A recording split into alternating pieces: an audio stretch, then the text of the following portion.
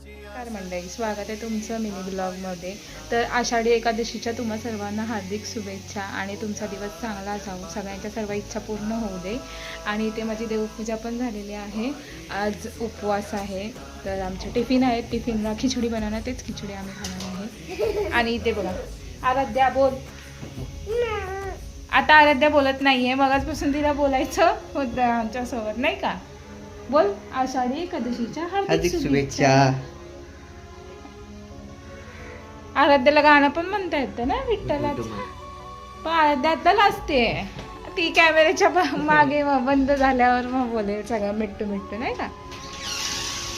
तर पुढे नंतर दाखवते काय काय. ही आणली आहे डब्यांना द्यायला, आणि कढईमध्ये खिचडी बनवून झालेली आहे, पण ते झाकण खोलतील तेव्हा मी दाखवू शकते.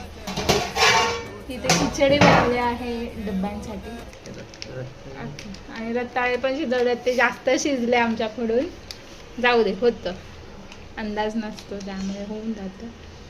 तर असं आज आम्ही टिफिनला देणार आहे आमच्या, आणि आम्ही पण हेच खाणार आहे, थोडं थोडं घेतलेच. चला, तर आषाढी एकादशीच्या परत तुम्हाला शुभेच्छा. आणि व्हिडिओ आवडला असेल तर व्हिडिओला लाईक करा आणि चॅनलला सबस्क्राईब करा. Bye bye.